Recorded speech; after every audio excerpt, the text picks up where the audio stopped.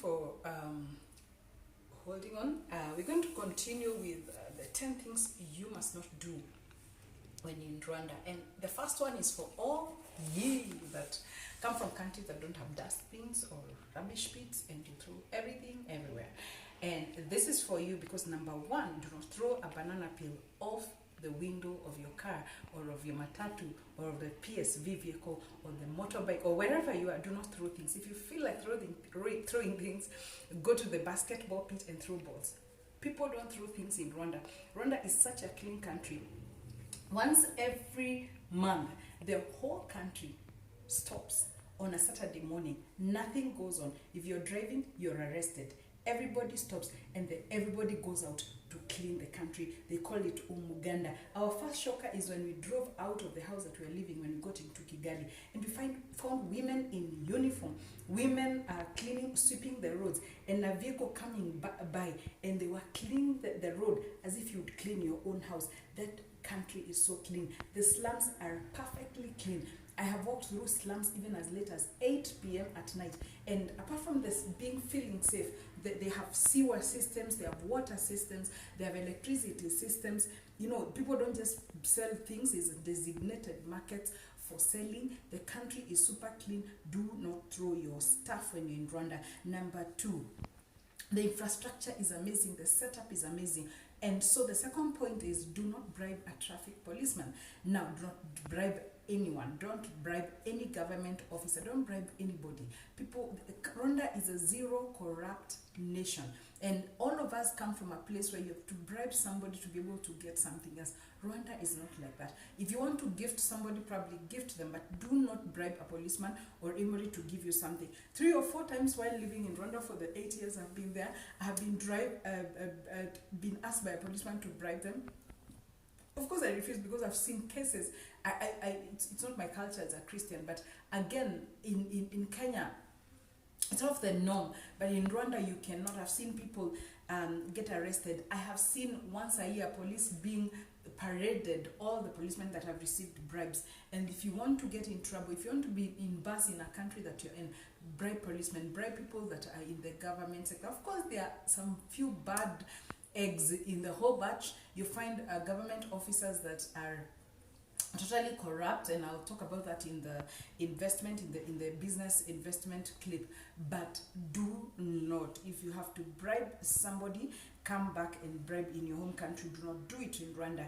Number 3, do not visit Rwanda if you're a criminal. It is not for you. The amount of security in that nation is amazing.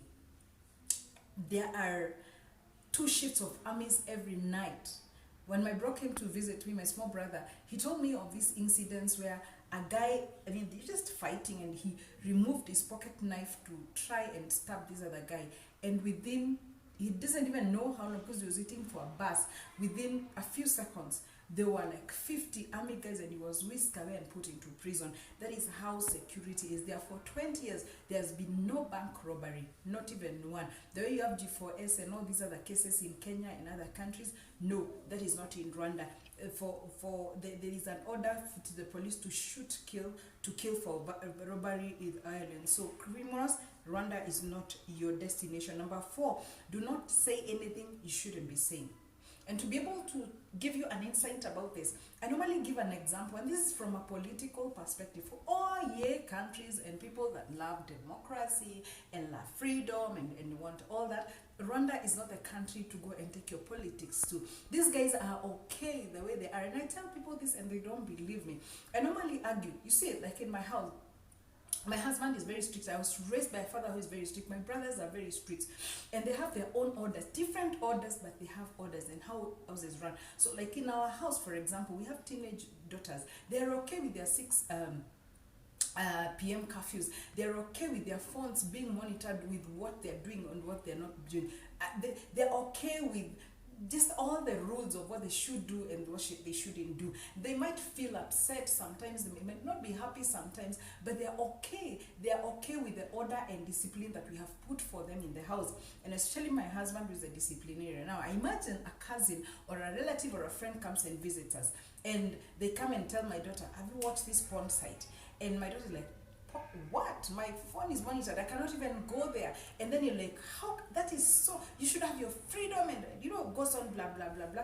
And suddenly, within 2 days, my daughter is all moody and sad because she feels that she's lacking something she didn't even know that she's lacking. And this is what you do when you go to Rwanda and start trying to show them they're lacking things they're not even lacking.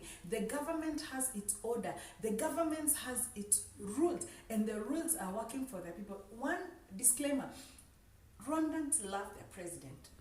Most other countries, it is impossible to love one president, all of you, because of the tribes, because of, just it's our nature. But Rwandans, they all love their president.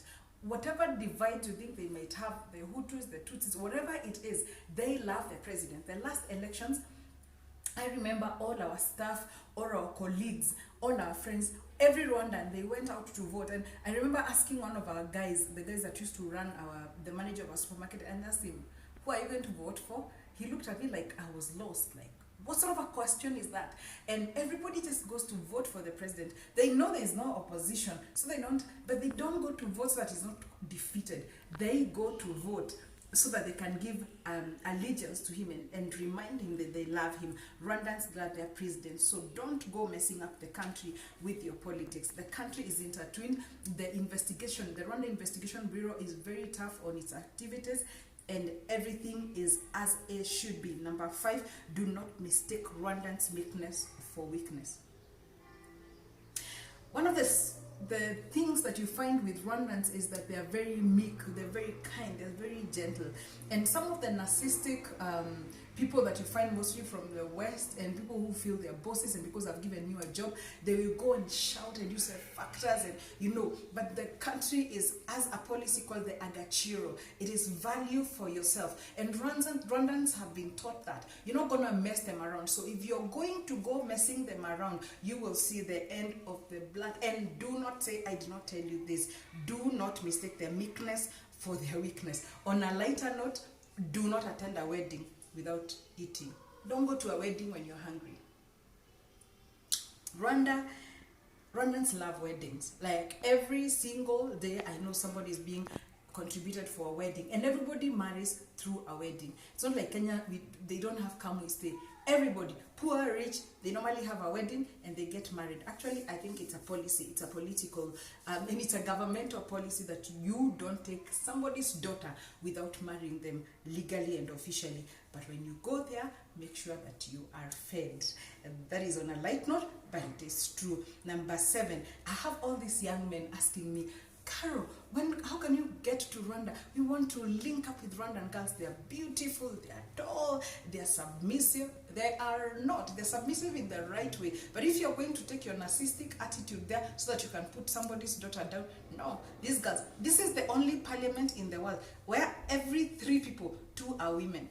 That is the Rwanda parliament. The girls are empowered. So if you're looking for a mixed submissive woman that you're going to trample on, I'm sorry, guy, you're going to look further. The Ugandans and these other guys might kneel with their knees, but their hearts are not exactly kneeling. Maybe even Kenyan girls are better because they shout and yap, but you exactly know what you are getting. This is on a light note again, but it is true. Number 8. What you see with Rwandans is not what you get. And this is the biggest flip side and something that you need to know. A Rwandan will not show you when they're angry. They will not show you when they are upset. What you see here is not what is here.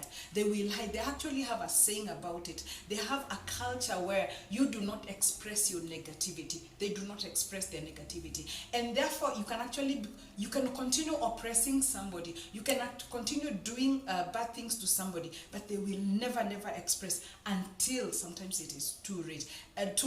And you can, it's like a cornered cat. They can get really vicious sometimes, but you would have to have pushed somebody really to the edge. Number 9, do not treat them like close-minded people. There have been 3 genocides in Rwanda. I know you know of the 1994 one only. There has been 3. Because of that, a lot of Rwandans have gone to Congo, to neighboring countries, to Kenya, to Rwanda, to Burundi, to Belgium, to other countries outside as refugees. And even a Rwanda who's not left the country, they have a very close relative who has left. So they're the most open-minded people I know. So don't treat them like normal, close-minded, third world country people who have no idea of what the outside world is they are very, very exposed. And finally, number 10, do not expect them to be speaking English. English is not a matter of intelligence, it's a language. These guys, they were colonized by the Belgians, so they speak French as a language of colonization. 20 years ago, the president changed the official language to English. And therefore, you have the older population that is landed speaking French, and the younger population that is landed speaking English, and maybe very, very weak English. And therefore, one of the most courteous things you can do in Rwanda, when you're taking a motorbike or getting into a matatu or buying stuff in a shop, is to go and ask, hi, can you speak English? At least you should be able to greet. Their greeting is muraho, or, you know, how are you? That's your habari yako, or what is the other greeting? I'll try and remember. It's gone off me. But normally, if you say muraho, it's going to. Yeah, I'm being reminded. Maramse, yes. How are you? So there's Maramse, there's Mura. You need at least to know the greeting. Then you say, can you speak English? Then they're gonna say no. And when when do you speak Swahili? They will say maybe yes or no. If they can't speak both, then if you can speak French or Kinyarwanda, then you speak to them. Everybody speaks Kinyarwanda. And Kinyarwanda, for the Bantu speaking people, it is very, very easy. Number 1 is Kamwe, Kabiri, Gatatu, Kane, Gatano, Gatandatu. Karindu is the only difference. And Munane, Chenda, Ichumi. Everything is basically like our Bantu counting of 1 to 10, even more like Swahili counting. So it's very, very easy. Respect their language. And finally, do not look down on these people. It really hurts me when I see a foreigner getting into Kenya, getting into Rwanda, getting into Uganda, getting into these African countries or India or somewhere, and you keep insulting and saying, stupid people, foolish people. You can't go to somebody's country and start saying foolish people. Just stay in your wise country with your bright people. If you're not going to respect the people of that country, do not stay there. So if you get into Rwanda, respect the people, respect their culture, respect how they think. We are all different. People think differently. Some of those cultures you think they're stupid, they actually have value. They have huge, huge cultural value. And therefore today, as the president of Rwanda celebrates his 62nd birthday, I wish you a happy, happy birthday. And I congratulate the president for having the best policies in the world. I know for sure that most of the policies have been adopted from countries like Kenya, but we don't implement our policies. But you have taken the policies, edited them, made them amazing, and implemented them for your own people. And if you're watching me and you're a Rwandan, you are really lucky to be in an amazing country where there's progress over progress over progress. And if you're watching me and you're Kenyan or any other nationalist, Rwanda is an amazing place to visit, even an amazing place to settle. God bless you and have an amazing, amazing day today.